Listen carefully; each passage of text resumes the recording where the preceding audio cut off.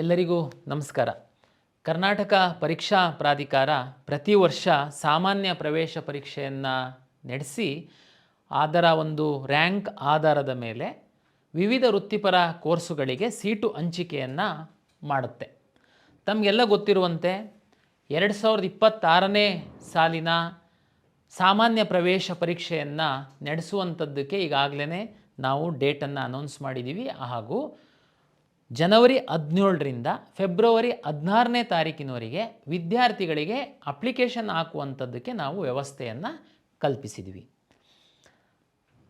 ಕಳೆದ ವರ್ಷ ಸಹ ನಾನು ಈ ಕೌನ್ಸಿಲಿಂಗ್ ಪ್ರಕ್ರಿಯೆಯಲ್ಲಿ ಭಾಗಿಯಾಗಿದ್ದರಿಂದ ಅದರ ಹಿಂದಿನ ವರ್ಷ ಸಹ ನಾನು ಈ ಕೌನ್ಸಿಲಿಂಗ್ ನಡೆಸುವಂತಹ ಸಂದರ್ಭದಲ್ಲಿ ವಿದ್ಯಾರ್ಥಿಗಳು ಹಾಗೂ ಪೋಷಕರು ಯಾವ್ಯಾವ ರೀತಿ ಕೌನ್ಸಿಲಿಂಗ್ ಸಂದರ್ಭದಲ್ಲಿ ಸಮಸ್ಯೆಗಳನ್ನ ಎದುರಿಸಿದರು, ಯಾಕೆ ಕೌನ್ಸಿಲಿಂಗ್ ಸಂದರ್ಭ ಈಗಿನ್ನೂ ಅಪ್ಲಿಕೇಶನ್ ಸಂದರ್ಭ ಇದೆ, ಈಗ ಯಾಕೆ ಕೌನ್ಸಿಲಿಂಗ್ ಬಗ್ಗೆ ಅಂತ ತಮಗೆಲ್ಲ ಗೊತ್ತಿರುವಂತೆ ಕರ್ನಾಟಕ ಪರೀಕ್ಷಾ ಪ್ರಾಧಿಕಾರ ಅಪ್ಲಿಕೇಶನ್ ಕೌನ್ಸಿಲಿಂಗ್ ಮಾಡ್ಯೂಲನ್ನು ಡೆವಲಪ್ ಮಾಡಿದೆ. ತಮಗೆಲ್ಲ ಗೊತ್ತಿರುವಂತೆ ನೀವು ಅಪ್ಲಿಕೇಶನ್ ಹಾಕುವಂಥ ಸಂದರ್ಭದಲ್ಲಿ ಯಾವುದೆಲ್ಲ ಮಾಹಿತಿಯನ್ನು ತಾವು ಕೊಡ್ತೀರಾ ಅದೇ ಮಾಹಿತಿಯನ್ನು ಆಧರಿಸಿ ಮುಂದೆ ನಾವು ಕೌನ್ಸಿಲಿಂಗ್ ಮಾಡುವಂಥದ್ದು. ಒಂದು ವೇಳೆ ಈಗ ನೀವೇನಾದ್ರೂ ಅಷ್ಟು ಸೀರಿಯಸ್ ಇಲ್ಲದೇ ಅಪ್ಲಿಕೇಶನ್ ಅಷ್ಟೇ ಎಲ್ಲ ಕೌನ್ಸಿಲಿಂಗ್ ಬಂದಾಗ ನೋಡೋಣ ಅಂತಂದರೆ ಆವಾಗ ನಿಮಗೆ ಮತ್ತೆ ಮಾಡಲಿಕ್ಕೆ ಅವಕಾಶ ಇರಲ್ಲ. ಅದಕ್ಕಾಗಿ ಎಲ್ಲ ವಿದ್ಯಾರ್ಥಿಗಳು ಪೋಷಕರು ಈ ಅಪ್ಲಿಕೇಶನ್ನಲ್ಲಿ ಸರಿಯಾದ ಒಂದು ಜ್ಞಾನವಿಟ್ಟು ಸರಿಯಾದ ಮಾಹಿತಿಯನ್ನು ತುಂಬುವಂಥದ್ದು ನಿಮ್ಮ ಮುಂದಿನ ಕೌನ್ಸಿಲಿಂಗ್ ಪ್ರಕ್ರಿಯೆ ಸರಳವಾಗಿ ನಡೆಯಲಿಕ್ಕೆ ತುಂಬ ಸಹಾಯ ಆಗುತ್ತೆ. ಗ್ರಾಮೀಣ ಪ್ರದೇಶದ ನಗರ ಪ್ರದೇಶದ ಎಲ್ಲ ವಿದ್ಯಾರ್ಥಿಗಳು ನಮ್ಮ ಒಂದು ಅರ್ಜಿ ಸಲ್ಲಿಸೋದ್ರಿಂದ ಹೆಚ್ಚಿನದಾಗಿ ನಾವು ಗ್ರಾಮೀಣ ಪ್ರದೇಶದ ವಿದ್ಯಾರ್ಥಿಗಳಿಗೆ ಅನುಕೂಲ ಆಗುವ ಹಿನ್ನೆಲೆಯಲ್ಲಿ ಸಾಕಷ್ಟು ಈ ಬಾರಿ ನಾವು ಸುಧಾರಣಾ ಕ್ರಮಗಳನ್ನು ಅಳವಡಿಸ್ಕೊಂಡಿದ್ದೀವಿ.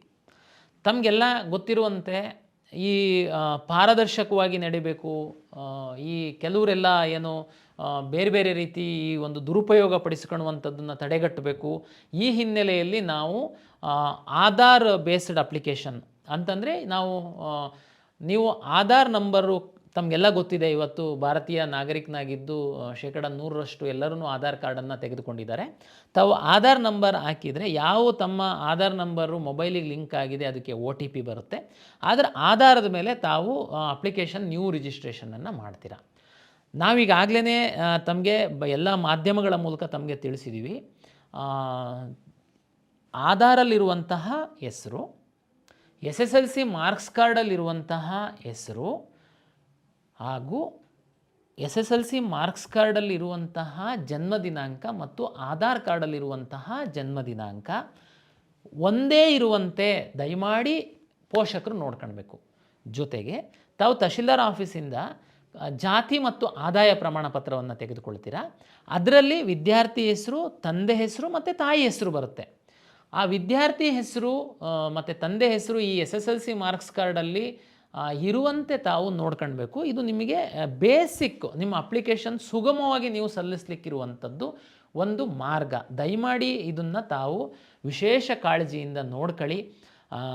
ಏಕೆಂದರೆ ಆಧಾರಲ್ಲಿ ಏನೋ ಬೇರೆ ಹೆಸರು, SSLCನಲ್ಲಿ ಬೇರೆ ಹೆಸರು, ಈಗ ಅಪ್ಲಿಕೇಶನ್ ಹಾಕುವಾಗ ತಾವು ನೋಡ್ತೀರಾ ಆವಾಗ ತುಂಬ ಟೆನ್ಷನ್ನು, ಪ್ಯಾನಿಕ್ಕು, ಗಡಿಬಿಡಿ ಏನು ಮಾಡ್ಕೊಳ್ಳೋ ಅಗತ್ಯ ಇಲ್ಲ. ಏನಾದ್ರೂ ತಪ್ಪಾಗಿತ್ತು ಅಂತಂದರೆ ಆಧಾರದ ಸರಿ ಮಾಡಿಸ್ಕೊಳ್ಳುವಂಥದ್ದಕ್ಕೂ ಅವಕಾಶ ಇದೆ. ಮತ್ತು ನಿಮ್ಮ ಮಗುವಿನ ಭವಿಷ್ಯದ ದೃಷ್ಟಿಯಿಂದ ಸಹ ಇದು ಸಹಾಯ ಆಗುತ್ತೆ. ಯಾಕೆಂದರೆ ಮುಂದೆ ನಿಮ್ಮ ಸರ್ಕಾರಿ ನೌಕರಿಗಿರ್ಬೋದು, ಹೈಯರ್ ಎಜುಕೇಷನಿಗಿರ್ಬೋದು, ಈ ಎಲ್ಲ ಸಂದರ್ಭದಲ್ಲಿ ನಿಮ್ಮ SSLC ಮಾರ್ಕ್ಸ್ ಕಾರ್ಡು ಬಹಳ ಇಂಪಾರ್ಟೆಂಟ್ ಇರುತ್ತೆ. ಅದೇ ರೀತಿ ಇತ್ತೀಚಿನ ದಿನಗಳಲ್ಲಿ ಆಧಾರ್ ಕಾರ್ಡ್ ಸಹ ತುಂಬ ಇಂಪಾರ್ಟೆಂಟ್ ಇದೆ. ನೀವು SSLC ಮಾರ್ಕ್ಸ್ ಕಾರ್ಡು ಹೆಸರು, ಇಲ್ಲಿ ಹೆಸರು ಎಲ್ಲ ಬೇರೆ ಬೇರೆ ಇದ್ದರೆ ನಾಳೆ ಸಹ ನೀವು ಫೇಸ್ ಮಾಡಬೇಕಾಗುತ್ತೆ. ಹಾಗಾಗಿ ದಯಮಾಡಿ ಈ ಹೆಸರುಗಳು ಇರುವಂಥದ್ದು ಸರಿಯಾದನ್ನು ತಾವು ಚೆಕ್ ಮಾಡ್ಕೊಳ್ಳಿ. ಒಂದು ಎರಡನೇದು ಬಹುಮುಖ್ಯವಾಗಿರುವಂಥದ್ದು, ನಮ್ಮ ಹಿಂದಿನ ಪರೀಕ್ಷಾ ಸಂದರ್ಭದಲ್ಲಿ ನಾವು ಗಮನಿಸಿದಂತೆ ನಾವು ಹಿಂದೆ ಸಾಕಷ್ಟು ದಾಖಲೆಗಳನ್ನ ತಮಗೆ ಅಪ್ಲೋಡ್ ಮಾಡೋದಕ್ಕೆ ಹೇಳ್ತಾಯಿದ್ರು. ನೀವು ಅಪ್ಲೋಡ್ ಮಾಡೋದ್ರಲ್ಲೇ ಸುಸ್ತಾಗಿ ಹೋಗ್ಬಿಡ್ತಿದ್ರಿ. ಅದಕ್ಕೆ ನಾವು ಜಸ್ಟ್ ಸಿಗ್ನೇಚರು ಮತ್ತು ಫೋಟೋ ಮಾತ್ರ ಅಪ್ಲೋಡ್ ಮಾಡೋದಕ್ಕೆ ಹೇಳಿದ್ದೀವಿ.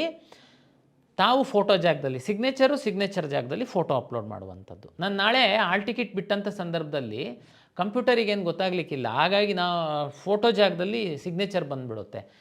ಪರೀಕ್ಷೆಗೆ ನೀವು ಬರಬೇಕು ಅಂತಂದರೆ ನಿಮಗೆಲ್ಲ ಗೊತ್ತಿದೆ, ನಾವೀಗಾಗಲೇ AI ಟೆಕ್ನಾಲಜಿ ಬಳಸಿ ಯಾರು ಅರ್ಜಿ ಹಾಕಿದ್ದಾರೆ ಅವರೇ ಪರೀಕ್ಷೆ ಬರೀಲಿಕ್ಕೆ ಬರ್ತಾ ಇದ್ದಾರಾ ಅಂತನ್ನುವಂಥದ್ದು ಪರೀಕ್ಷಾ ಕೇಂದ್ರದ ಹೊರಗಡೆ ನಾವು ಚೆಕ್ ಮಾಡ್ತಾ ಇದ್ದೀವಿ. AI ಬೇಸ್ಡ್ ಚೆಕ್ ಮಾಡಿ, ಅಲ್ಲಿ ನೀವು ಫೋಟೋ ಅಪ್ಲೋಡ್ ಮಾಡಿಲ್ಲ ಸರಿಯಾದ ರೀತಿಯಲ್ಲಿ ಅಂತಂದರೆ ನಮಗೆ ಅಲ್ಲಿ ಸಮಸ್ಯೆ ಆಗುತ್ತೆ, ನಿಮಗೆ ಪರೀಕ್ಷೆ ಬರೆಯುವಂಥ ಸಂದರ್ಭದಲ್ಲಿ ಸಮಸ್ಯೆ ಆಗುತ್ತೆ. ಜೊತೆಗೆ ನಾವು ಇನ್ನೂ ಒಂದು ಈ ಬಾರಿ ಇಂಪ್ಲಿಮೆಂಟ್ ಮಾಡಿದ್ವಿ, ತಮಗೆಲ್ಲ ಗೊತ್ತಿದೆ, ಯಾರು ಪರೀಕ್ಷೆ ಬರೆದಿದ್ದಾನೆ ವಿದ್ಯಾರ್ಥಿ, ಅದೇ ವಿದ್ಯಾರ್ಥಿ ಕಾಲೇಜಿಗೆ ಹೋಗಿ ಅಡ್ಮಿಷನ್ ಆಗಬೇಕು. ಅದೇ ಫೋಟೋನ ನಾವು ಕಾಲೇಜಲ್ಲಿ ಸಹ ಕ್ಯಾಪ್ಚರ್ ಮಾಡಿದ್ವಿ. ಅಂದರೆ ಇಲ್ಲಿ ಯಾವುದೇ ರೀತಿ ಮಾಲ್ ಪ್ರಾಕ್ಟೀಸ್ ಆಗಬಾರ್ದು, ಪಾರದರ್ಶಕವಾಗಿ ಪರೀಕ್ಷೆ ಆಗಬೇಕು, ಪರೀಕ್ಷೆ ಬರೆದವನಿಗೆ ರಿಸಲ್ಟ್ ಬರುತ್ತೆ, ಪರೀಕ್ಷೆ ಬರೆದವನು ಕಾಲೇಜಿಗೆ ಹೋಗಬೇಕು ಅನ್ನುವ ಹಿನ್ನೆಲೆಯಲ್ಲಿ ನಾವು ಅಭಿವೃದ್ಧಿಪಡಿಸಿರುವಂಥದ್ದು. ಅದಕ್ಕೆ ತಮ್ಮ ಸಹಕಾರ ಇರುತ್ತೆ ಅಂತೇಳಿ ಭಾವಿಸ್ತೀನಿ. ಹಾಗಾಗಿ ತಾವು ಒಳ್ಳೆ ರೀತಿ ಫೋಟೋನ ಅಪ್ಲೋಡ್ ಮಾಡಿ ಅಂತನ್ನುವಂಥದ್ದು ತಮ್ಮ ಒಂದು ವಿನಂತಿ. ಜೊತೆಗೆ ನಾವು ಈ ಅಪ್ಲಿಕೇಶನ್ ಹಾಕಿದ ನಂತರ ನಾವು ಕೌನ್ಸಿಲಿಂಗಲ್ಲಿ ತಮಗೆಲ್ಲ ಗೊತ್ತಿದೆ ಸಾಕಷ್ಟು ಬದಲಾವಣೆಗಳಾಗ್ತಾ ಇರುತ್ತೆ, ಹೊಸ ಮಾಹಿತಿ ಬರ್ತಿರುತ್ತೆ, 3 ರೌಂಡಲ್ಲಿ ಕೌನ್ಸಿಲಿಂಗ್ ಆಗುತ್ತೆ, ಈ ಟೈಮ್ ಟೇಬಲ್ಲು, ರಿಸಲ್ಟು, ಸಾಕಷ್ಟು ಪ್ರಕ್ರಿಯೆಗಳಿರುತ್ತೆ. ತಾವು ಕೆಲವರು ಮಾಧ್ಯಮದಲ್ಲಿ ಪೇಪರ್ ನೋಡ್ತೀರಾ, ಪೇಪರ್ ಓದಲ್ಲ, ಎಲ್ಲರೂ ಓದೋದಕ್ಕಾಗಲ್ಲ. ಅದಕ್ಕೆ ನಾವು ಕಳೆದ ವರ್ಷ ಎಫೆಕ್ಟಿವ್ ಆಗಿ ತಮ್ಮದು ರಿಜಿಸ್ಟರ್ಡ್ ವಾಟ್ಸಪ್ ನಂಬರಿಗೆ ನಾವು ಸಾಕಷ್ಟು SMS ಕಳಿಸಿದ್ವಿ. ಈ ಬಾರಿ ಸಹ ಆ ಸಿಸ್ಟಮ್ ಇಟ್ಟಿದ್ದೀವಿ. ಮುಂದುವರೆದು ಇಮೇಲ್ ಸಹ ನಾವು ತಗೊಂಡಿದ್ದೀವಿ, ಇಮೇಲಿಗೆ ಸಹ ನಾವು ಕಳಿಸ್ತೀವಿ. ಪ್ರತಿ ಸಾರಿ ನಾವು ಫ್ಯೂಚರಲ್ಲಿ ತಾವು ಲಾಗಿನ್ ಆಗುವಾಗ OTP ಬರುತ್ತೆ, ಅದು ರೆಗ್ಯುಲರ್ SMS ಬರುತ್ತೆ, ವಾಟ್ಸಪ್ಪಿಗೆ ಬರುತ್ತೆ. ನೀವು ಇಮೇಲ್ ID ಕೊಟ್ಟಿತ್ತು ಅಂತಂದರೆ ಇಮೇಲಿಗೆ ಸಹ ಬರುತ್ತೆ. ಹಾಗಾಗಿ ಇದನ್ನು ನಿಮಗೆ ತುಂಬ ಸರಿಯಾದ ಮಾಹಿತಿ ಸರಿಯಾದ ಸಮಯಕ್ಕೆ ಸಿಕ್ಕಬೇಕು. ನೀವು ಇನ್ಯಾರ್ದೋ ವ್ಯಕ್ತಿಗಳ ಮೇಲೆ ಡಿಪೆಂಡ್ ಆಗಬಾರ್ದು ಅನ್ನುವ ಹಿನ್ನೆಲೆಯಲ್ಲಿ ನಾವು ಮಾಡಿದ್ದೀವಿ. ಹಾಗಾಗಿ ತಾವು ದಯಮಾಡಿ, ಹೌದು ಈಗೆಲ್ಲ ತುಂಬ ವಿದ್ಯಾರ್ಥಿಗಳು ಹಾಸ್ಟೆಲಲ್ಲಿ ಇರ್ತೀರ, ತಮ್ಮದು ಮೊಬೈಲ್ ನಂಬರ್ ಏನು ತಮ್ಮ ಕೈಯಲ್ಲಿ ಇರಲ್ಲ. ಆದರೆ ತಾವು ಹಾಕುವಾಗ ದಯಮಾಡಿ ತಮ್ಮ ಪೇರೆಂಟ್ಸಿಂದು ಮೊಬೈಲ್ ನಂಬರ್ ಹಾಕಿ. ಯಾಕೆಂದರೆ ಈ ಎಕ್ಸಾಮ್ ಮುಗಿದ ಮೇಲೆ ತಾವು ಪೇರೆಂಟ್ಸ್ ಜೊತೆ ಇರ್ತೀರ, ಹಾಗಾಗಿ ನಿಮ್ಮದೇ ಮೊಬೈಲ್ ನಂಬರ್ ಹಾಕಬೇಕಂತೇನಿಲ್ಲ. ಅಟ್ಲೀಸ್ಟ್ ನಿಮ್ಮ ಪೇರೆಂಟ್ಸ್ ಹಾಕಿ. ದಯಮಾಡಿ ಯಾರೋ ಸೈಬರ್ ಸೆಂಟರ್ದು ಇನ್ಯಾರ್ಯಾರ್ದೋ ಥರ್ಡ್ ವ್ಯಕ್ತಿಗಳದ್ದು ಕೊಡೋಕ್ಕೆ ಹೋಗಬೇಡಿ, ನಾಳೆ ನಿಮಗೆ ತೊಂದರೆ. ಯಾಕೆಂದರೆ ಎಲ್ಲ SMS ವಾಟ್ಸಪ್ದು ನಮ್ಮದು ಇನ್ಫಾರ್ಮೇಷನ್ ಅವ್ರಿಗೆ ಹೋಗ್ಬಿಡುತ್ತೆ. ಹಾಗಾಗಿ ದಯಮಾಡಿ ತಮ್ಮದು ಮೇಲ್ ID ಕ್ರಿಯೇಟ್ ಮಾಡಿ. ಎಲ್ಲ PUC ವಿದ್ಯಾರ್ಥಿಗಳಿದ್ದೀರಾ, ತುಂಬ ಅನುಕೂಲ ಆಗುತ್ತೆ. ನಿಮಗೆ ಮೇಲ್ ಸಹ ಬರುತ್ತೆ. ಓಕೆ, ಕಾಲೇಜಲ್ಲಿ ಮೊಬೈಲು ಕಂಪ್ಯೂಟರು ಎಲ್ಲ ನಿಮಗೆ ಅವಾಯ್ಡ್ ಮಾಡಿರ್ತಾರೆ. ಅಂಥ ಸಂದರ್ಭದಲ್ಲಿ ದಯಮಾಡಿ ಪೇರೆಂಟ್ಸ್ದು ಮೊಬೈಲ್ ನಂಬರ್ ಕೊಟ್ಟರೆ ನಾವು ಕಳಿಸುವಂಥ ವಾಟ್ಸಪ್ SMS ಇಮೇಲ್ ID ತಮ್ಮದು ಪೇರೆಂಟ್ಸ್ದು ಅಥವಾ ತಮ್ಮದು ಕೊಟ್ಟರೆ ನಾವು ಟೈಮ್ ಟು ಟೈಮ್ ಕಳಿಸುವಂಥ ತಮಗೆ ಮಾಹಿತಿ ಸಿಗುತ್ತೆ. ಇದು ಅನುಕೂಲ ಆಗುತ್ತೆ. ಓಕೆ, ಈಗ ಮುಖ್ಯವಾಗಿ ಇಡೀ ಅಪ್ಲಿಕೇಶನ್ನಲ್ಲಿ ಸಾಕಷ್ಟು ಸ್ಟೆಪ್ಸ್ ಇದೆ. ಅದೆಲ್ಲದನ್ನು ನಾನು ನಿಮಗೆ ಎಕ್ಸ್ಪ್ಲೈನ್ ಮಾಡಲಿಕ್ಕೆ ಹೋಗಲ್ಲ. ಅದು ನೀವು ಒಂದು ಸರಿ ಅಪ್ಲಿಕೇಶನ್ ಹಾಕಲಿಕ್ಕೆ ಕೂತ್ರೆ ತಮಗೆಲ್ಲ ಗೊತ್ತಾಗುತ್ತೆ. ಕಳೆದ 2 ವರ್ಷಗಳಲ್ಲಿ ತಾವು ಎಲ್ಲಿ ಮಿಸ್ಟೇಕ್ ಮಾಡಿದ್ರಿ, ಎಲ್ಲಿ ನೀವು ಹೆಚ್ಚು ಗಮನ ಕೊಡಬೇಕು ಅನ್ನುವಂಥದ್ದನ್ನು ಮಾತ್ರ ನಾನು ಫೋಕಸ್ ಮಾಡ್ತೀನಿ. ಅಂದರೆ ನಾಳೆ ನಿಮಗೆ ಸೀಟ್ ಅಲಾಟ್ಮೆಂಟಲ್ಲಿ ನಿಮಗೆ ತೊಂದರೆ ಆಗಬಾರ್ದು, ಅದು ನನ್ನ ಮುಖ್ಯ ಕಾಳಜಿ. ವಿಶೇಷವಾಗಿ ನೋಡಿ, ಕರ್ನಾಟಕ ರಾಜ್ಯದಲ್ಲಿ ಮೈನಾರಿಟಿ ಕಾಲೇಜಸ್ ಇದೆ, ಮುಸ್ಲಿಂ ಮೈನಾರಿಟೀಸ್ ಮತ್ತು ಕ್ರಿಶ್ಚಿಯನ್ ಮೈನಾರಿಟೀಸ್ ಕಾಲೇಜಸ್ ಇದೆ. ಈ ಸೀಟ್ ಶೇರಿಂಗಲ್ಲಿ ನಮ್ಮ ಮೆಡಿಕಲ್ ಸೀಟ್ ಶೇರಿಂಗಲ್ಲಿ, ಮೆಡಿಕಲ್ ಮತ್ತು ಡೆಂಟಲಲ್ಲಿ ಶೇರ್ಸು ಬೇರೆ ಬೇರೆ ಥರ ಪ್ಯಾಟ್ರನ್ ಇದೆ. ಅದು ನಾನು ಕೌನ್ಸಿಲಿಂಗ್ ಟೈಮಲ್ಲಿ ಹೇಳ್ತೀನಿ, ಇಲ್ಲಿ ಹೇಳಲಿಕ್ಕೆ ಹೋಗಲ್ಲ. ಇಲ್ಲಿ ನಾನು ಏನು ಹೇಳ್ತೀನಿ ಅಂತಂದರೆ, ಇಲ್ಲಿ KCET ಅಪ್ಲಿಕೇಶನ್ ಹಾಕಿದವರೇ ನೀಟ್ ಸಹ ಎಕ್ಸಾಮ್ ಬರೀತೀರಾ ನೀವು, ನಾವೇನು ಎಕ್ಸಾಮ್ ಕೊಡಲ್ಲ ನಿಮಗೆ. ಆದರೆ ಇದೇ ಅಪ್ಲಿಕೇಶನ್ನಿಗೆ ನಿಮ್ಮದು ನೀಟ್ ರಿಸಲ್ಟ್ ಬಂದಾದಮೇಲೆ ನೀಟ್ ರಿಜಿಸ್ಟ್ರೇಷನ್ ನಂಬರ್ ಎಂಟ್ರಿ ಮಾಡೋದಕ್ಕೆ ನಾವು ಎನೇಬಲ್ ಮಾಡ್ತೀವಿ. ನೀವು ಮತ್ತೊಂದು ಸರಿ ಎಲ್ಲ ಅಪ್ಲಿಕೇಶನ್ ತುಂಬ ಅಗತ್ಯ ಇಲ್ಲ. ನಮ್ಮ ಹತ್ರ 2 ಥರ ಕೆಟಗರಿ ಮಕ್ಕಳಿರ್ತಾರೆ. ಬರೀ ನೀಟ್ ಎಕ್ಸಾಮ್ ಬರೆಯೋರು ಇರ್ತಾರೆ. ನೀವು ಅಪ್ಲಿಕೇಶನ್ ಹಾಕಬೇಕಾ? ಹೌದು, ನೀವು ಅಪ್ಲಿಕೇಶನ್ ಹಾಕಿ, ನೀವು ನಮ್ಮ ಎಕ್ಸಾಮ್ ಬರೆಯೋ ಅಗತ್ಯ ಇಲ್ಲ. ನೀವು ನೀಟ್ ರಿಸಲ್ಟ್ ಬಂದಾಗ ನಾನು ರಿಜಿಸ್ಟ್ರೇಷನ್ ನಂಬರ್ ಹಾಕಕ್ಕೆ ಹೇಳ್ತೀನಿ, ನೀವು ನೀಟ್ ನಂಬರ್ ಹಾಕಿ, ನಮಗೆ ನ್ಯಾಷನಲ್ ಟೆಸ್ಟಿಂಗ್ ಏಜೆನ್ಸಿಯಿಂದ ನಿಮ್ಮದು ಡಾಟಾ ಬಂದಿರುತ್ತೆ, ನಾನು ಅದನ್ನು ನಿಮ್ಮದು ರ್ಯಾಂಕನ್ನು ನಾನು ನಿಮ್ಮ ಅಪ್ಲಿಕೇಶನ್ ಒಳಗಡೆ ಡಿಸ್ಪ್ಲೇ ಮಾಡ್ತೀನಿ. ಕೆಲವು ಮಕ್ಕಳು ನೀವು ನಮ್ಮ KCET ಅಪ್ಲಿಕೇಶನ್ನು ಹಾಕ್ತೀರಾ, ನಮ್ಮ ಎಕ್ಸಾಮ್ನೂ ಬರೀತೀರಾ, ನೀಟ್ ಎಕ್ಸಾಮ್ನೂ ಬರೀತೀರಾ. ನೀವು ಅಪ್ಲಿಕೇಶನ್ ಹಾಕಿರ್ತೀರಾ, ನಮ್ಮದು KCET ಎಕ್ಸಾಮ್ ಬರೀತೀರಾ, ನೀಟ್ ರಿಸಲ್ಟ್ ಬಂದಾಗ ನಿಮಗೆ ಸಹ ನೀಟ್ ನಂಬರ್ ಹಾಕೋದಕ್ಕೆ ನಾವು ಅವಕಾಶ ಕೊಡ್ತೀವಿ. ನಾವು ನ್ಯಾಷನಲ್ ಟೆಸ್ಟಿಂಗ್ ಏಜೆನ್ಸಿಯಿಂದ ನಿಮ್ಮ ರ್ಯಾಂಕನ್ನು ನಾವು ತಗೊಳ್ತೀವಿ. ಏನು ಕನ್ಫ್ಯೂಷನ್ ಬೇಡ. ಇದು 2 ಕೆಟಗರಿ ಮಕ್ಕಳು ನಮಗೆ ಬರುವಂಥದ್ದು. ಹಾಗಾಗಿ ನೀವೀಗ ಇನ್ಫಾರ್ಮೇಷನ್ ಕೊಡುವಂಥದ್ದು ಇಂಪಾರ್ಟೆಂಟು. ಯಾಕೆ ನಾನು ಈ ಪಾಯಿಂಟನ್ನು ಇಲ್ಲಿ ಹೇಳಿದೆ ಅಂದರೆ, ರಿಲಿಜಿಯಸ್ ಮೈನಾರಿಟಿ. ಈಗ ಉದಾಹರಣೆಗೆ ಒಂದು ಮುಸ್ಲಿಂ ವಿದ್ಯಾರ್ಥಿ ಇದ್ದಾನೆ, ಅವನು ನೀಟು ಎಕ್ಸಾಮು ಬರೀತಾನೆ, KCETನೂ ಬರೆದಿರ್ತಾನೆ. ಇಲ್ಲಿ ನೀವು ರಿಲಿಜಿಯಸ್ ಮೈನಾರಿಟಿನ ಅಂತ ನಾವು ಕೇಳಿದಾಗ, ನೀವು ಇಲ್ಲಿ 10 ವರ್ಷ ಕರ್ನಾಟಕದಲ್ಲಿ ಓದಿರುವಂಥದ್ದು ಮತ್ತು ನಿಮ್ಮ ರಿಲಿಜಿಯಸ್ ಮೈನಾರಿಟಿಗೆ ಸಂಬಂಧಪಟ್ಟಂತೆ ನಿಮ್ಮ ಒಂದು ಮಾಹಿತಿನ ತಹಶೀಲ್ದಾರ್ ಆಫೀಸಿಗೆ ಕೊಟ್ಟು, ತಹಶೀಲ್ದಾರಿಂದ ಒಂದು RD ನಂಬರ್ ಇರುವಂಥ ಒಂದು ಸರ್ಟಿಫಿಕೇಟನ್ನು ನೀವು ತಗೊಳ್ಬೇಕು. ನೀವು ತಗೊಂಡಿರಲ್ಲ. ನಾಳೆ ನಾನು ಎಡಿಟ್ ಆಪ್ಷನ್ ಎಲ್ಲ ಬಿಟ್ಟಾಗಲೂ ನೀವು ಸುಮ್ಮನೆ ಇರ್ತೀರಾ. ಮೆಡಿಕಲ್ ಸೀಟಿಗೆ ನೀವು ಪಾರ್ಟಿಸಿಪೇಟ್ ಮಾಡಿರ್ತೀರಾ. ನಾನು ರಿಸಲ್ಟ್ ಪಬ್ಲಿಷ್ ಮಾಡಿದಾಗ ರಿಲಿಜಿಯಸ್ ಮೈನಾರಿಟಿ ಕಾಲೇಜ್ಗಳಲ್ಲಿ ಕಟ್ ಆಫು ಸ್ವಲ್ಪ ಜಾಸ್ತಿ ನಿಮ್ಗಿಂತನೂ ಕಡಿಮೆ ಇರೋರಿಗೆ ಸಿಕ್ಬಿಟ್ಟಿರುತ್ತೆ. ಅವಾಗ ನೀವು ಬರ್ತೀರಾ, ಏನು ಸರ್ ಇದು ಅನ್ಯಾಯ, ನನಗೂ ಸಿಕ್ಕಿಲ್ಲ ಅವ್ರಿಗೆ ಸಿಕ್ಕಿದೆ, ಯಾಕೆಂದರೆ ನೀವು ರಿಲಿಜಿಯಸ್ ಮೈನಾರಿಟಿ ಸರ್ಟಿಫಿಕೇಟ್ ಹಾಕಿರಲ್ಲ. ಹಾಗಾಗಿ ದಯಮಾಡಿ ಈ ಮೆಡಿಕಲ್ಲು ಡೆಂಟಲ್ಲಿಗೆ ಸಂಬಂಧಪಟ್ಟಂತೆ 2 ವಿಷಯ ನಾನು ಕಳೆದ ವರ್ಷ ತುಂಬ ಇದು ಮಾಡಿದ್ದೀನಿ. ನೀವು ರಿಲಿಜಿಯಸ್ ಮೈನಾರಿಟಿ ಸರ್ಟಿಫಿಕೇಟ್ ಹಾಕುವಂಥದ್ದನ್ನು ದಯಮಾಡಿ ಹಾಕಿ ನೀವು ಆ ಸೌಲಭ್ಯ ಪಡಿಬೇಕು ಅಂತಂದರೆ. ಆಮೇಲೆ ಲಿಂಗ್ವಿಸ್ಟಿಕ್ ಮೈನಾರಿಟಿ ನೋಡಿ, ಭಾಷಾ ಅಲ್ಪಸಂಖ್ಯಾತ ಒಂದು ಮೀಸಲಾತಿ ಅಡಿ ಒಂದಷ್ಟು ಕಾಲೇಜುಗಳು ಕರ್ನಾಟಕದಲ್ಲಿ ರನ್ ಆಗುತ್ತೆ. ತಮಗೆಲ್ಲ ಗೊತ್ತಿರುವಂತೆ ಕರ್ನಾಟಕದಲ್ಲಿ ತಮಿಳು, ತೆಲುಗು, ಉರ್ದು ಮತ್ತು ತುಳು, ಕೊಡವ ಇದಕ್ಕೆ ಮಾತಾಡುವಂತಹ ಏನು ಅಲ್ಪಸಂಖ್ಯಾತರಿದ್ದೀರಾ, ಈ ಭಾಷೆಯನ್ನು ಮಾತಾಡುವಂಥವರು ನೀವು 1ರಿಂದ 12th ಸ್ಟ್ಯಾಂಡರ್ಡ್ ತನಕ ಯಾವುದಾದ್ರೂ ಒಂದು ಬೋರ್ಡ್ ಎಕ್ಸಾಮ್ ಮಾಡಿರಬೇಕು ಮತ್ತು 10 ವರ್ಷ ಕರ್ನಾಟಕದಲ್ಲಿ ಓದಿರಬೇಕು. ಇದಕ್ಕೆ ನೀವು ಸರ್ಟಿಫಿಕೇಟ್ ಹಾಕಬೇಕು. ಈ ಕಾಲೇಜ್ಗಳಲ್ಲಿ ನೀವು ಮೆಡಿಕಲ್ ಆರ್ ಡೆಂಟಲ್ ಸೀಟ್ ತಗೊಳ್ಬೇಕು ಅಂತಂದರೆ ನೀವು ಲಿಂಗ್ವಿಸ್ಟಿಕ್ ಮೈನಾರಿಟಿ ಸರ್ಟಿಫಿಕೇಟ್ನ ಹಾಕಬೇಕು. ಈ ಸರ್ಟಿಫಿಕೇಟು 1 to 10th ಅಂತಂದರೆ ನಿಮ್ಮ HM ಹಾಕ್ತಾರೆ, ಇವರು ಇಂಥ ಭಾಷೆ ಮಾತೃಭಾಷೆ ಇವ್ರದ್ದಿದೆ ಅಂತ, ಅದು BO ದೃಢೀಕರಣ ಮಾಡ್ತಾರೆ.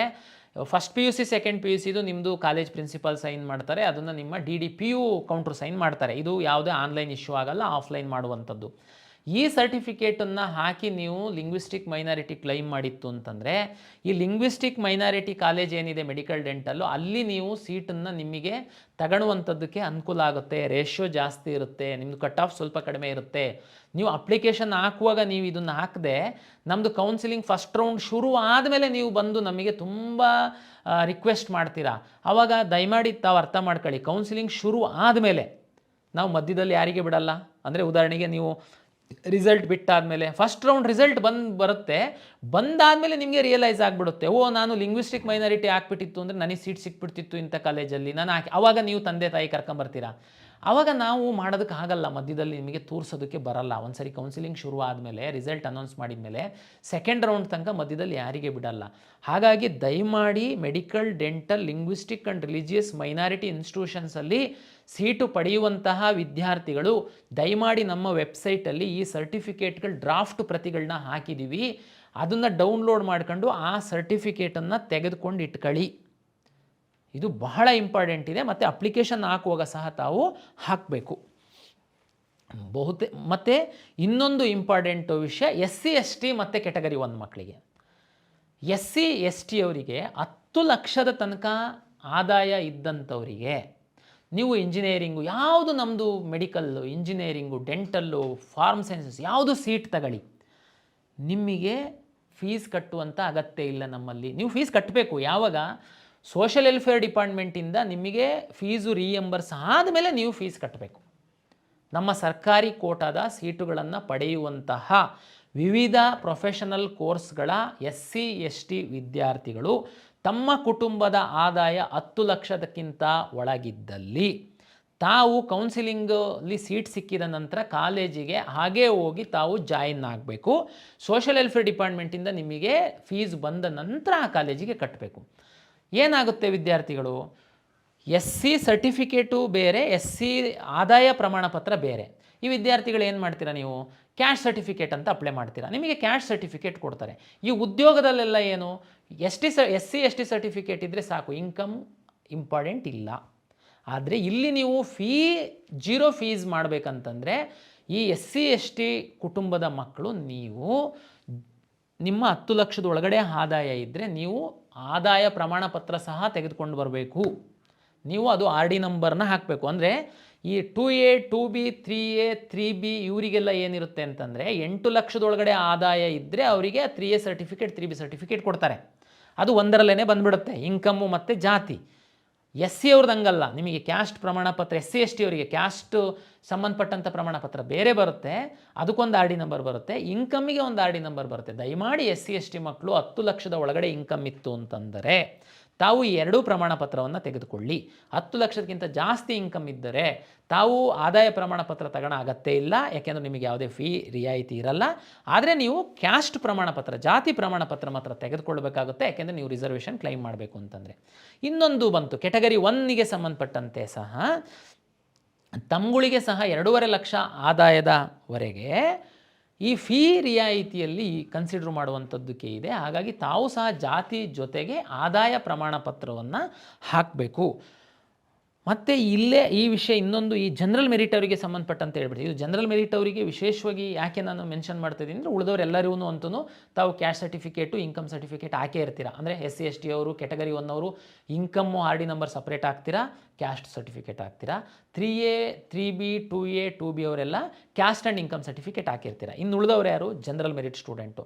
ಜನರಲ್ ಮೆರಿಟ್ ಸ್ಟೂಡೆಂಟ್ ಅವರಿಗೆ ಏನಪ್ಪ ಇನ್ಕಮ್ಮು? ಉದಾಹರಣೆಗೆ ಜನರಲ್ ಮೆರಿಟ್ ಸ್ಟೂಡೆಂಟ್ ಇದ್ದು ತಾವು ಏನಾದ್ರೂ ಬಡವರಿತ್ತು ಅಂತಂದರೆ, ತಮಗೆಲ್ಲ ಗೊತ್ತಿದೆ SNQ ಅಂತ ಒಂದು ಕೋಟಾ ಇದೆ ಇಂಜಿನಿಯರಿಂಗ್ ಸೀಟಲ್ಲಿ. ಇದರಲ್ಲಿ ನಿಮ್ಮ ಆದಾಯವನ್ನು ಆಧರಿಸಿ ನಿಮಗೆ ಫೀ ರಿಯಾಯಿತಿ ಕೊಡುವಂಥದ್ದಕ್ಕೆ ಒಂದು ಅವಕಾಶ ಇದೆ. ಇದು AICT ಅವರ ಒಂದು ಮಾರ್ಗಸೂಚಿಯಂತೆ. ಹೆಚ್ಚಿನ ವಿವರವನ್ನು ನಮ್ಮ ವೆಬ್ಸೈಟಲ್ಲಿ ತಾವು ನೋಡ್ಕೊಳ್ಬೋದು. ನಾನಿಲ್ಲಿ ಹೇಳುವಂಥದ್ದು ಇಷ್ಟೇ, general merit student, pure general merit students ಒಂದು ವೇಳೆ ಅಂದರೆ ಬೈ ಜಾತಿ ಕೆಲವರು ಜನರಲ್ ಮೆರಿಟ್ ಆಗಿರ್ತಾರೆ, ಅವರಿಗೆ ಇನ್ಕಮ್ಮು ವಾಸ್ತವವಾಗಿ ತುಂಬ ಕಡಿಮೆ ಇರುತ್ತೆ. ಅವ್ರುಗಳೇನಾದರೂ ಈ SNQನ ಕ್ಲೈಮ್ ಮಾಡಬೇಕು ಅಂತಂದರೆ ದಯಮಾಡಿ ತಾವು, ನಿಮಗಂತೂ ಜಾತಿ ಪ್ರಮಾಣ ಪತ್ರ ಕೊಡಲ್ಲ, ಆದರೆ ಇನ್ಕಮ್ ಪ್ರಮಾಣ ಪತ್ರವನ್ನು ಕೊಡ್ತಾರೆ, ಆದಾಯ ಪ್ರಮಾಣ ಪತ್ರವನ್ನು ಹಾಕಿ. ಜೊತೆಗೆ ಈ ಜಾತಿಯಿಂದ ಈ ಜನರಲ್ ಮೆರಿಟ್ ಇರುವಂಥವರು ಒಂದು ವೇಳೆ ಗ್ರಾಮೀಣ ಪ್ರದೇಶದಲ್ಲಿ ಓದಿದರೆ ನೀವು ಗ್ರಾಮೀಣ ಮೀಸಲಾತಿಯನ್ನು ಪಡೆಯುವಂಥದ್ದಕ್ಕೆ ಅವಕಾಶ ಇದೆ.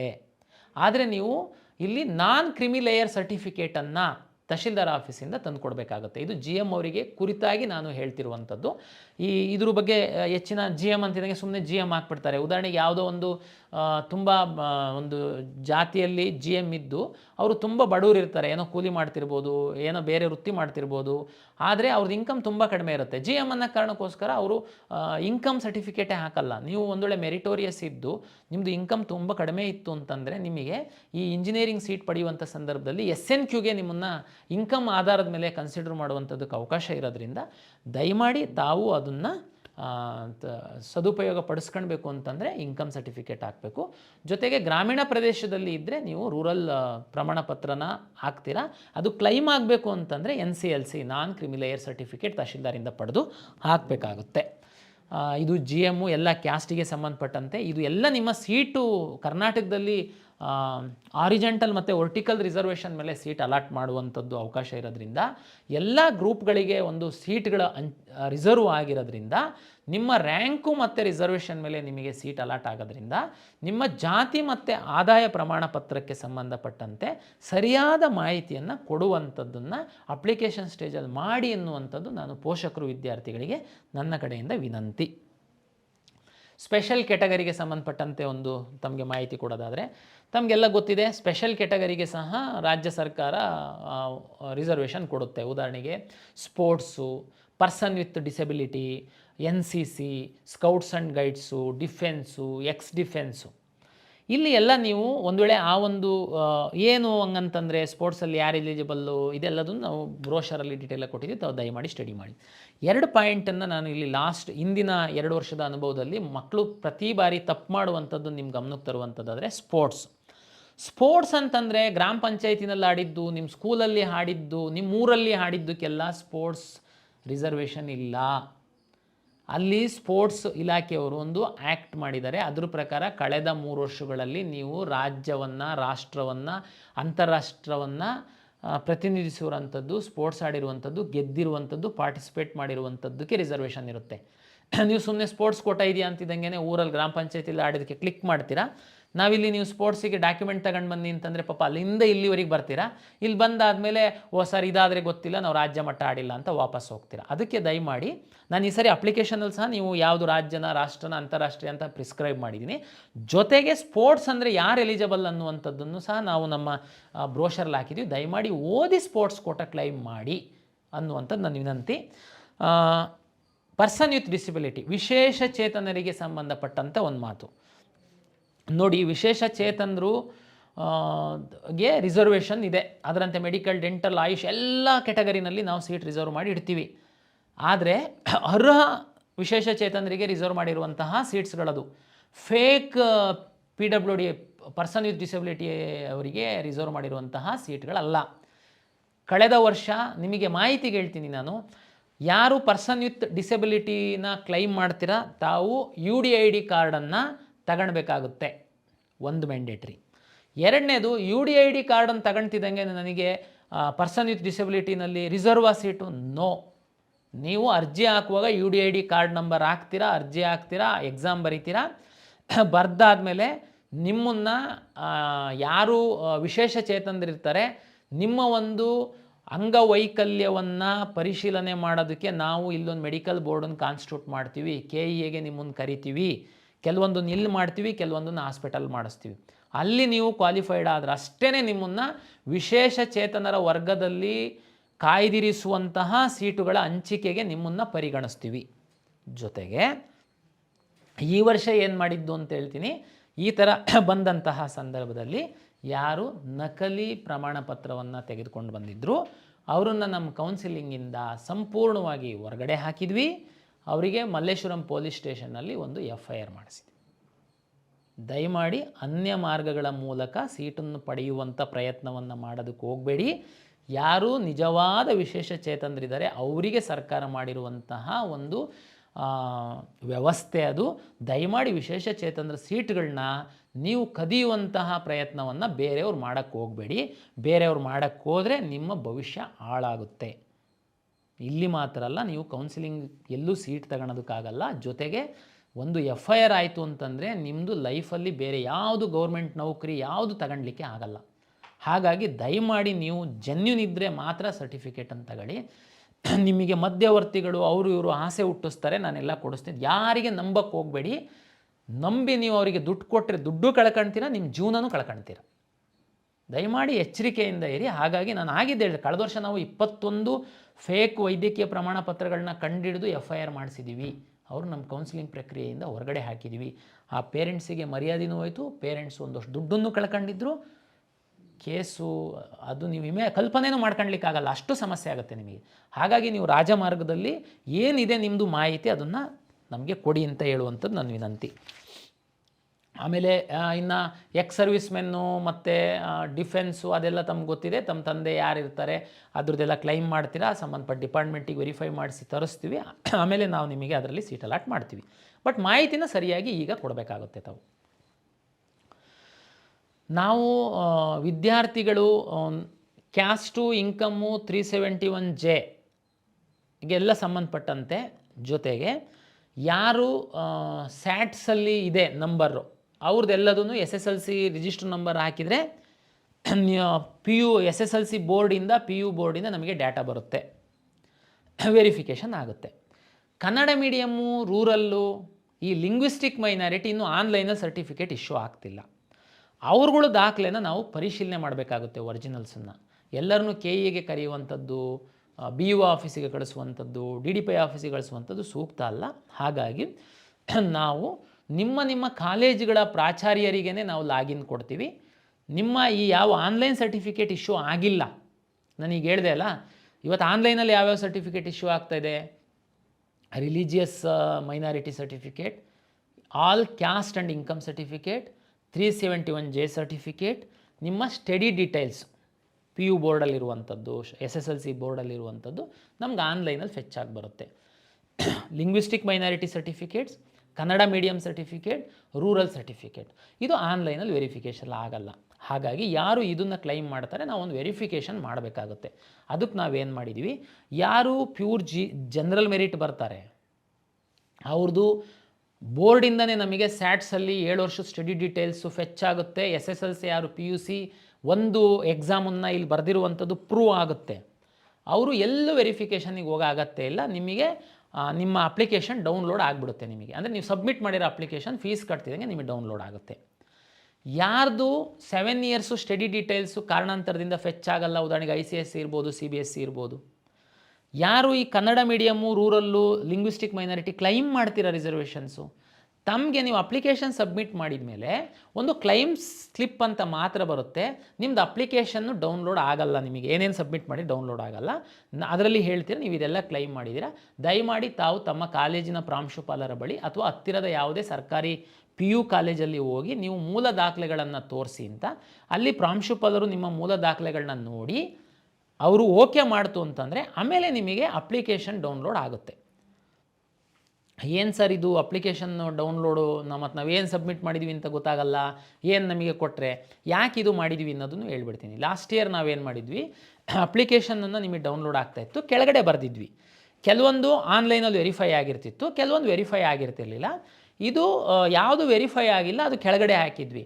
To be verified please visit your college principal and verification ಮಾಡ್ಕೊಳ್ಳಿ. ಅಪ್ಲಿಕೇಶನ್ ಹಾಕಿ ಡೌನ್ಲೋಡ್ ಮಾಡ್ಕೊಂಡವ್ರು ಅದನ್ನು ತೆಗೆದು ಓದಲೂ ಇಲ್ಲ ವಿದ್ಯಾರ್ಥಿಗಳು. ಕಾಲೇಜಿಗೆ ಹೋಗಿ ನೀವು ವೆರಿಫಿಕೇಷನ್ನೇ ಮಾಡ್ಕೊಳ್ಳಲಿಲ್ಲ ಯಾವುದೂ. ಕೌನ್ಸಿಲಿಂಗ್ ಶುರು ಮಾಡಿದ್ವಿ. ಶುರು ಮಾಡ್ತಿದ್ದಂಗೆ ಲಾಗಿನ್ ಆದರೆ ಅಲ್ಲಿ ನಿಮ್ಮದು ಸ್ಟಾಪ್ಡ್ ಫ್ರಮ್ ಕೌನ್ಸಿಲಿಂಗ್ ಅಂತ, ಇವ್ರದ್ದು ಸರ್ವರ್ ಸರಿ ಇಲ್ಲ, ಅದು ಸರಿ ಇಲ್ಲ, ಇದು ಸರಿ ಇಲ್ಲ, ಬೊಬ್ಬೆ. ತೆಗೆದು ನೋಡಿದರೆ ನೀವು ಡಾಕ್ಯುಮೆಂಟ್ ಕನ್ನಡ ಮೀಡಿಯಮ್ ಕ್ಲೈಮ್ ಮಾಡಿದ್ದೀರಾ, ನೀವು ಕಾಲೇಜಿಗೆ ಹೋಗಿ ಅದನ್ನು ತೋರಿಸೇ ಇಲ್ಲ. ಲಿಂಗ್ವಿಸ್ಟಿಕ್ ಕ್ಲೈಮ್ ಮಾಡಿದ್ದೀರಾ, ಕಾಲೇಜಿಗೆ ಹೋಗಿ ತೋರಿಸೇ ಇಲ್ಲ. ಇಲ್ಲಿ ಬಂದು ನೀವು ಹಂಗೆ, ನಾನು ಎಷ್ಟೋ ವಿದ್ಯಾರ್ಥಿಗಳಿಗೆ ಫೋನ್ ಮಾಡಿದವರಿಗೆ ಜಸ್ಟ್ ನಿಮ್ಮ ಅಪ್ಲಿಕೇಶನಲ್ಲಿ ಲಾಸ್ಟಲ್ಲಿ ನೋಡಿ ಅಂತ ಹೇಳೋದು. ಅಲ್ಲಿ ನೀವು ಕಾಲೇಜಿಗೆ ಹೋಗಿ ವೆರಿಫೈ ಮಾಡಿಸ್ಕೊಳ್ಳಿ ಅಂತ ಬರೆದಿದೆ ಸರ್, ಹೋಗಿದ್ದೀರಾ? ಇಲ್ಲ ಸರ್ ಹೋಗಲಿಲ್ಲ. ಅದಕ್ಕೇ ಈ ಸರ್ ನಿಮಗೆ ಅಪ್ಲಿಕೇಶನ್ನೇ ಕೊಡಲ್ಲ ನಾನು. ಕ್ಲೈಮ್ ಯಾರು GM ಇದ್ದೀರಾ, ನಿಮ್ಮದು 7 ಇಯರ್ಸ್ ಸ್ಟಡಿ ಬಂದಿದೆ, ಒಂದು any 10th or PU board exam ಆಗಿರೋದು ಬಂದಿದೆ, ನಿಮಗೆ ಅಪ್ಲಿಕೇಶನ್ ಬರುತ್ತೆ, ನೀವೆಲ್ಲೂ ವೆರಿಫಿಕೇಷನಿಗೆ ಹೋಗೋ ಅಗತ್ಯ ಇಲ್ಲ. ನಿಮಗೆ ಆಲ್ ಟಿಕೆಟ್ ಬರುತ್ತೆ, ಮುಂದೊಂದು ದಿನ ನಿಮಗೆ ಕೌನ್ಸಿಲಿಂಗ್ ಶುರುವಾದಾಗ ನಿಮಗೆ ವೆರಿಫಿಕೇಷನ್ ಸ್ಲಿಪ್ ಸಹ ಬರುತ್ತೆ, ಇನ್ಕ್ಲೂಡಿಂಗ್ ರ್ಯಾಂಕ್ಸು ಅದರಲ್ಲಿ ಇನ್ಕಾರ್ಪೊರೇಟ್ ಆಗಿ. ಯಾರು ಯಾವುದಾದ್ರೂ ರಿಸರ್ವೇಷನ್ ಕ್ಲೈಮ್ ಮಾಡಿದ್ದೀರಾ, ದಯಮಾಡಿ ತಾವು ಕಾಲೇಜಿಗೆ ವಿಸಿಟ್ ಮಾಡಿ ಒರಿಜಿನಲ್ ರಿಸರ್ವೇಷನ್ ಏನು ಕ್ಲೈಮ್ ಮಾಡಿದ್ದೀರಾ ಕನ್ನಡ ಮತ್ತು ರೂರಲ್ ಲಿಂಗ್ವಿಸ್ಟಿಕ್ ಇದ್ರದ್ದು ತೋರಿಸ್ಬೇಕು. ಅಲ್ಲಿ ವೆರಿಫೈ ಆದಮೇಲೆ ನಿಮಗೆ ಅಪ್ಲಿಕೇಶನ್ ಬರುತ್ತೆ. ಈ ಸರಿ ನಾವು ಕಳೆದ ವರ್ಷ ಯಾರೆಲ್ಲ ವೆರಿಫಿಕೇಷನ್ ಮಾಡಿದ್ರು ಅವ್ರದ್ದೆಲ್ಲದೂ ಆಟೋ ಫೆಚ್ ಆಗಂಗೆ ಮಾಡಿದ್ದೀವಿ. SSLC ಮಾರ್ಕ್ಸ್ ಕಾರ್ಡ್ದು ರಿಜಿಸ್ಟ್ರೇಷನ್ ನಂಬರ್ ಹಾಕಿದ್ರೆ ಒಂದು ವರ್ಷ ನಿಮಗೆ ಆಟೋ ಫೆಚ್ ಆಗುತ್ತೆ. ಫಿಲ್ ಮಾಡುವಂಥದ್ದನ್ನು ತುಂಬ ಕಡಿಮೆ ಮಾಡಿದ್ದೀವಿ. ಅಪ್ಲೋಡ್ ಮಾಡುವಂಥದ್ದು ಫೋಟೋ ಮತ್ತು ಸಿಗ್ನೇಚರ್ ಮಾತ್ರ ಇಟ್ಟಿದ್ದೀವಿ. ಹಾಗಾಗಿ ಅಪ್ಲಿಕೇಶನ್ ತುಂಬ ಸರಳ ಆಗಿದೆ ಅಂತ ನಾನು ಭಾವಿಸಿದ್ದೀನಿ. ನೀವು ಅದನ್ನು ತುಂಬಲಿಕ್ಕೆ ಶುರು ಮಾಡಿದಾಗ ನಿಮಗೆ ಅದು ಎಕ್ಸ್ಪೀರಿಯನ್ಸ್ ಆಗುತ್ತೆ. ಗಡಿಬಿಡಿ ಮಾಡಬೇಡಿ, ನಾಳೆಯಿಂದ ಅಪ್ಲಿಕೇಶನ್ ಲೈವ್ ಮಾಡ್ತಾಯಿದ್ದೀವಿ. ಯಾರು ಪ್ಯೂರ್ GM ಇದ್ದೀರಾ ನೀವು ಬೇಕಾದರೆ ತುಂಬಿ. ಯಾವುದಾದ್ರೂ ರಿಸರ್ವೇಷನ್ ಕ್ಲೈಮ್ ಮಾಡುವಂಥವ್ರು ಈಗಾಗಲೇ ನಾನೇನು ಎಕ್ಸ್ಪ್ಲೈನ್ ಮಾಡಿದ್ದೀನಿ, ದಯಮಾಡಿ ಸಮಾಧಾನವಾಗಿ ಆ ಸರ್ಟಿಫಿಕೇಟ್ನೆಲ್ಲ ತೆಗೆದಿಟ್ಕೊಂಡು ಆಮೇಲೆ ಕಂಪ್ಯೂಟ್ರ್ ಮುಂದ್ಗಡೆ ಕೂತ್ಕೊಳ್ಳಿ. ಈಗ ಹೋಗೋದು ಅರ್ಧ ಮಾಡೋದು ಬಿಡೋದು, ಸುಮ್ಮನೆ ಈ ಕಡೆ ಓದೋದು ಆಗಲ್ಲ, ಈ ಕಡೆ ಟೆನ್ಷನ್ ಆಗುತ್ತೆ. ಅದ್ರ ಬದಲು ಏನೇನು ಅಪ್ಲಿಕೇಶನ್ಸಲ್ಲಿ ಏನೇನು ಡಾಕ್ಯುಮೆಂಟ್ ಬೇಕು ಅಂತನ್ನುವಂಥದ್ದಿದೆ, ಅದನ್ನೆಲ್ಲ ರೆಡಿ ಮಾಡಿ ಇಟ್ಕೊಂಡು ಕೂತ್ಕೊಂಡ್ರೆ ಅರ್ಧ ಗಂಟೆಯಲ್ಲಿ ನೀವು ಅಪ್ಲಿಕೇಶನ್ ತುಂಬೋದು. ನಾವು PCM ಆಧರಿಸಿ ಇಂಜಿನಿಯರಿಂಗ್ ರ್ಯಾಂಕ್ ಕೊಡ್ತೀವಿ, PCB ಆಧರಿಸಿ ವೆಟರ್ನರಿ ಕೆಲವೊಂದು ಕೋರ್ಸ್ಗಳಿಗೆ ಕೊಡ್ತೀವಿ, PCMB ಆಧರಿಸಿ ನಾವು ಅಗ್ರಿಕಲ್ಚರಿಗೆ ಕೊಡ್ತೀವಿ. ಹಂಗಾಗಿ ನೀವು ಕೆಲವರೆಲ್ಲರೂ ಯಾವ ಎಕ್ಸಾಮ್ ಬರೀಬೇಕು ಅನ್ನೋದನ್ನು ಕೇಳಿದ್ದೀವಿ. ಈ ನೀಟಿಗೆ ಸಂಬಂಧಪಟ್ಟಂಥದ್ದು ನಮಗೆ 2-3 ಥರದ ಕೆಟಗರಿ ವಿದ್ಯಾರ್ಥಿಗಳು ಬರ್ತೀರಾ. CET ಬರೀತೀರಾ, ನೀಟು ಬರೀತೀರಾ, CET ಬರೆಯೋದೇ ಇಲ್ಲ, ನೀಟನ್ನು ಮಾತ್ರ ಬರೀತೀರಾ. ಈ ನಮ್ಮ CET ಯಾವುದೂ ಬರೆಯಲ್ಲ, ನೀವು ಅಲೈಡ್ ಹೆಲ್ತ್ ಸೈನ್ಸಸ್ಸಿಗೆ ಮಾತ್ರ ನೀವು ಪಾರ್ಟಿಸಿಪೇಟ್ ಮಾಡಬೇಕು, ಅದಕ್ಕೆ ಬರೀ PUC ಮಾರ್ಕ್ಸ್ ಮೇಲೆ ರ್ಯಾಂಕ್ ಕೊಡ್ತೀವಿ. ಹಾಗಾಗಿ ಇದನ್ನು ನಾವು ಲಾಸ್ಟ್ ಪೇಜಲ್ಲಿ ನಮ್ಮ ಅಪ್ಲಿಕೇಶನಲ್ಲಿ ಮಾಡಿದ್ದೀವಿ. ನೀಟಿಗೆ ಮಾತ್ರ, ಬರೀ ನೀಟನ್ನು ಮಾತ್ರ ಬರೀತಿರೋರು ನೀವು ಈಗ ಅಪ್ಲಿಕೇಶನ್ ರಿಜಿಸ್ಟ್ರು ಮಾಡಿ ನೀಟ್ ರಿಜಿಸ್ಟ್ರ್ ನಂಬರ್ ಎಂಟ್ರಿ ಮಾಡೋದಕ್ಕೆ ಅವಕಾಶ ಈಗೇನಿರಲ್ಲ.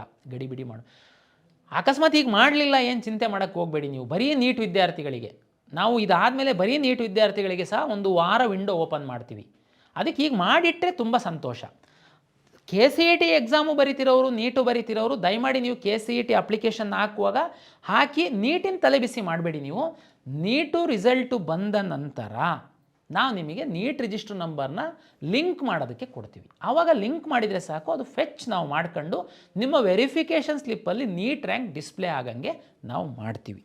ಹಾಗಾಗಿ ಗಡಿಬಿಡಿ ಮಾಡಬೇಡಿ, ಆರಾಮಾಗಿ ನೀವು ಮಾಡಬೇಕು. ಆಮೇಲೆ ಫಾರ್ಮಸಿಗೆ ಸಂಬಂಧಪಟ್ಟಂತೆ ಡಿಪ್ಲೊಮೊ ಫಾರ್ಮಸಿದು ಸಹ ಸರಿ ಅಲೈಡ್ ಹೆಲ್ತ್ ಸೈನ್ಸಸ್ಸು ನರ್ಸಿಂಗ್ ಎಲ್ಲ ತಮ್ಗೆ ಗೊತ್ತಿದೆ, ನಮ್ಮ ಕಡೆಯಿಂದನೇ ಸೀಟ್ ಅಲಾಟ್ ಆಗ್ತಾಯಿದೆ. ಮುಂದಿನ ವರ್ಷ ಈ ಫಾರ್ಮಸಿಗೆ ಸಂಬಂಧಪಟ್ಟಂತೆ ಸಹ ನಾವು ನಿಮ್ಮ PUC ಮಾರ್ಕ್ಸ್ ಮೇಲೆ ಅಲಾಟ್ ಮಾಡುವಂಥದ್ದಿದೆ. ಅಥವಾ ಅಪ್ಲಿಕೇಶನ್ ನೋಡಿದರೆ ಗೊತ್ತಾಗುತ್ತೆ. ರಿಜಿಸ್ಟ್ರು ಮಾಡಿ. ಅಲೈಡ್ ಹೆಲ್ತ್ ಸೈನ್ಸಸ್ಸು ಮತ್ತು ಫಾರ್ಮಸಿ, B ಫಾರ್ಮಾ ಇದಕ್ಕೆಲ್ಲ ಸಂಬಂಧಪಟ್ಟಂತೆ ತಮಗೆಲ್ಲ ಗೊತ್ತಿದೆ. KCET ಬರೀದೆ ನಿಮ್ಮ PU ಮಾರ್ಕ್ಸ್ ಮೇಲೆ ನಾವು ರ್ಯಾಂಕನ್ನು ಕೊಡುವಂಥದ್ದು. ಅದಕ್ಕಾಗಿ ನೀವು ಅಲ್ಲಿ ಇನ್ಸ್ಟ್ರಕ್ಷನ್ಸ್ ನೋಡಿದರೆ ಗೊತ್ತಾಗುತ್ತೆ. ಕರ್ನಾಟಕ ಪರೀಕ್ಷಾ ಪ್ರಾಧಿಕಾರ ಕರ್ನಾಟಕ ರಾಜ್ಯದ ಎಲ್ಲ ಸರ್ಕಾರಿ ಖಾಸಗಿ PU ಕಾಲೇಜಿನ ವಿಜ್ಞಾನ ವಿದ್ಯಾರ್ಥಿಗಳಿಗೆ ಒಂದು ದಿಕ್ಸೂಚಿ ಪುಸ್ತಕವನ್ನು ಮುದ್ರಿಸಿ ನಿಮಗೆ ಕಳಿಸ್ಕೊಡ್ಲಾಗಿದೆ. ನಿಮ್ಮ PU ಇಲಾಖೆಯ ಮುಖಾಂತರ ನಾವು ಕಳಿಸಿದ್ದೀವಿ. ನಿಮ್ಮ ಪ್ರಾಂಶುಪಾಲರು ನಿಮಗೆ ಕಳಿಸ್ತಾರೆ. ಒಂದು 52 ಪುಟದ ಒಂದು ಪುಸ್ತಕ.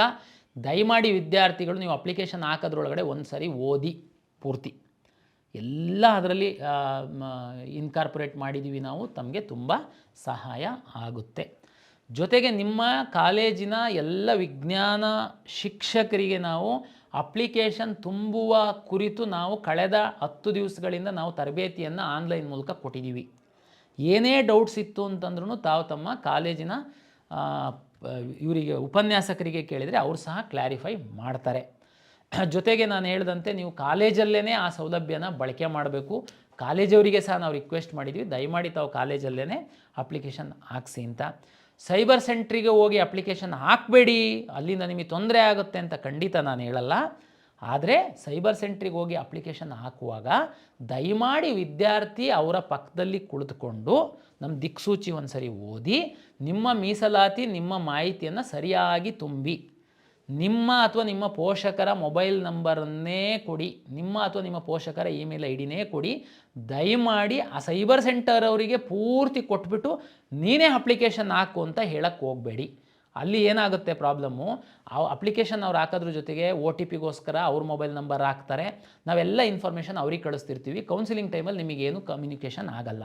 ಹಾಗಾಗಿ ಎಲ್ಲರ ಮನೆಯಲ್ಲಿ ಕಂಪ್ಯೂಟರ್ ಇರುತ್ತೆ ಅಂತ ನಾನು ಹೇಳಲ್ಲ. ಹಾಗಾಗಿ ನೀವು ಊರಲ್ಲಿರುವಂಥ ನಮ್ಮ ಗ್ರಾಮ 1 ಕೇಂದ್ರಗಳಲ್ಲಿ ಸೈಬರ್ ಸೆಂಟ್ರಲ್ಲಿ ನೀವು ಡಿಪೆಂಡ್ ಆಗ್ಬೋದು, ನೀವು ಹೋಗ್ಬೋದು. ಬಟ್ ಆದರೆ ನೀವು ಅವರ ಜೊತೆ ಕುತ್ಕೊಂಡು ನಿಮ್ಮ ಅಪ್ಲಿಕೇಶನ್ ತುಂಬಿ ಸಬ್ಮಿಟ್ ಮಾಡಬೇಕು ಅನ್ನೋದು ವಿದ್ಯಾರ್ಥಿಗಳಿಗೆ, ಪೋಷಕರಿಗೆ ನನ್ನ ವಿನಂತಿ.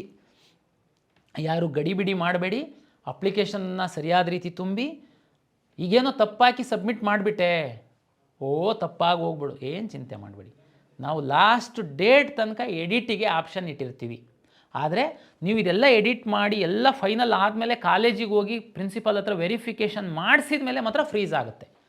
ಈಗ ನೀವು 2A ಇರುತ್ತೆ, ನೀವು ಸರ್ಟಿಫಿಕೇಟೇ ಹಾಕಲ್ಲ, ಗಡಿಬಿಡಿನಲ್ಲಿ ಹಾಕ್ಬಿಡ್ತೀರಾ. ಆಮೇಲೆ ಕಾಲೇಜಿಗೂ ಹೋಗ್ತೀರಾ, ಕನ್ನಡ ಮೀಡಿಯಮ್ ಊರಲ್ಲೆಲ್ಲ ತೋರಿಸ್ತೀರಾ, ವೆರಿಫಿಕೇಷನ್ ಆಗುತ್ತೆ.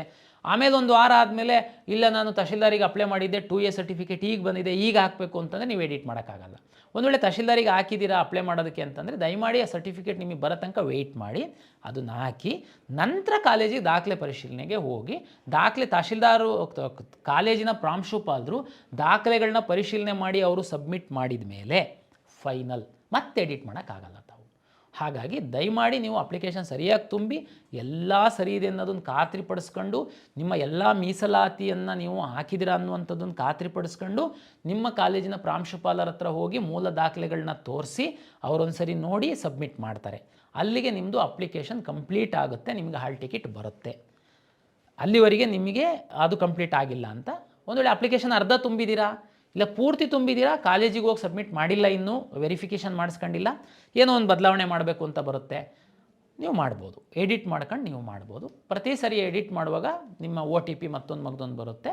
ಅದು ತುಂಬ ಸರಳೀಕರಣ ಮಾಡಿದ್ದೀವಿ, ನಿಮಗೆ ಅನುಕೂಲ ಆಗುತ್ತೆ ಅಂತ ನಾನು ಭಾವಿಸ್ತೀನಿ. ಇದು ಕರ್ನಾಟಕ ಪರೀಕ್ಷಾ ಪ್ರಾಧಿಕಾರದ ವತಿಯಿಂದ ವಿದ್ಯಾರ್ಥಿಗಳಿಗೆ ಹಾಗೂ ಪೋಷಕರಿಗೆ ಅಪ್ಲಿಕೇಶನ್ನಿಗೆ ಸಂಬಂಧಪಟ್ಟಂತಹ ಮಾಹಿತಿಯನ್ನು ನಾನು ತಮ್ಮೊಂದಿಗೆ ಹಂಚ್ಕೊಂಡಿದ್ದೀನಿ. ದಯಮಾಡಿ ಗಾಬರಿ ಆಗಬೇಡಿ, ತಪ್ಪು ಮಾಹಿತಿಯನ್ನು ಕೊಡಬೇಡಿ, ಸರಿಯಾದ ಮಾಹಿತಿಯನ್ನು ತಾವು ಕೊಡಬೇಕು. 1 ತಿಂಗಳು ಸಾಕಷ್ಟು ಸಮಯವನ್ನು ತಮಗೆ ಕೊಟ್ಟಿದ್ದೀವಿ. ಸಮಾಧಾನವಾಗಿ ಅಪ್ಲಿಕೇಶನ್ ತುಂಬಿ ಒಳ್ಳೆ ರೀತಿಯಲ್ಲಿ ಈ ಸರಿ ನಾವು ನಡೆಸುವಂಥದ್ದಕ್ಕೆ ಸಾಕಷ್ಟು ತಯಾರಿಯನ್ನು ಪ್ಲ್ಯಾನ್ಗಳನ್ನು ಮಾಡಿಕೊಂಡಿದ್ದೀವಿ. ಹಾಗಾಗಿ ತಮಗೆ ಯಾವುದೇ ಹಂತದಲ್ಲಿ ಏನಾದ್ರೂ ತಪ್ಪುಗಳು, ಗೊಂದಲಗಳು, ಡೌಟ್ಸ್ ಇತ್ತು ಅಂತಂದರೆ ತಾವು ತಮ್ಮ ಉಪನ್ಯಾಸಕರ ಜೊತೆಗೆ ನಮ್ಮ ಕಾಲ್ ಸೆಂಟ್ರಿಗೆ ಸಹ ತಾವು ಕೇಳ್ಬೋದು. ಅವರು ಸಹ ನಿಮಗೆ ಸಹಾಯ ಮಾಡ್ತಾರೆ, ಮಾರ್ಗದರ್ಶನ ಮಾಡ್ತಾರೆ ಅಂತ ಹೇಳ್ತಾ ಎಲ್ಲ ಪೋಷಕರು, ವಿದ್ಯಾರ್ಥಿಗಳಿಗೆ ಮತ್ತೊಮ್ಮೆ ಕರ್ನಾಟಕ ಪರೀಕ್ಷಾ ಪ್ರಾಧಿಕಾರದ ವತಿಯಿಂದ ನಮಸ್ಕಾರಗಳು.